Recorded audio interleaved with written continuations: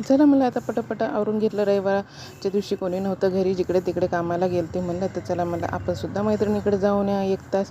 पण कशाचं काय 1 तास काय जाणं होते का आपलं. शेवटी तिथं कॉल आला की कोणीतरी येणार आहे म्हणून. येणार होते तर मानलेले काका, अगदी कॉमेडीदार आहेत काका. खरंच आम्हाला खूप आवडतात. आम्हाला म्हणजे काय सगळ्यांना आवडतात. आज ते कित्येक वर्षाने 10-12 वर्षानंतर आले आमच्या घरी. आणि हे माझे काका आहेत आणि आम्ही सख्या बहिणी, सख्या जावा आहेत.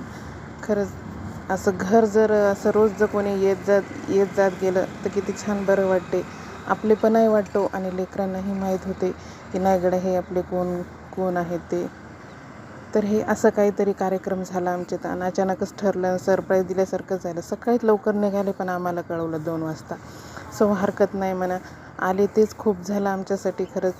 आणि खूप कॉमेडी करतात हे. पुन्हा कधीतरी यांची कॉमेडी तुम्हाला दाखवेन मी. तर काय खूप आग्रह केला, त्यांना माहीत होतं की गीतेच्या तर खूप आग्रह असतो म्हणून. मग लहानीला सांगितलं की आग्रह करायला काही सांगू नको म्हणून. चला म्हणलं जाऊन. मग चहा पाणीचाच बेत ठरला. चहा पाणी वगैरे केलं, आहेर ओटी वगैरे भरली.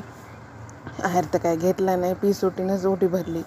जाऊ दे म्हणे काकू एवढं काही नको करू म्हणून. अशी प्रेमळ काकू सगळ्यांना मिळो खरंच. आणि आता ह्यांचा चालता बसता व्हायला आता ये म्हणलं पुन्हा काकू, अजून पुन्हा कधी. पण खरंच खूप प्रेमळ माणसे आहेत. सख्खं कोणी येत नाही आपल्या दारी, पण मानलेले काका मात्र यायलाच पाहिजे. आणि खरंच खूप छान वाटतं बरं असं कोणी आलं गेलं तर. मला तर खूप आवडतं आलं गेल्याचं करणं, सवरणं. आजकाल बऱ्याच जणांना कंटाळा येतो, कशाला करायचं, कोण आलं, कशाला आलं.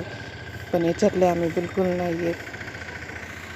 खरंच खूप छान वाटतं असं कोणी आलं गेलं तर.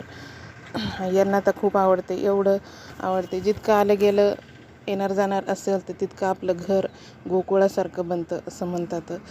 पण खरंच असो म्हणा. तर संध्याकाळी मी मुगाची खिचडी केली होती, तर याला आवडत नव्हती माझ्या मुलाला. तर हे असे नखरे करत होता की मला नाही खायची म्हणून. पण काय करणार, शेवटी खावं लागली त्याला. व्हिडिओ कसा वाटला मैत्रिणींनो कमेंट करून मी खूप सांगा. सबस्क्राईब करा.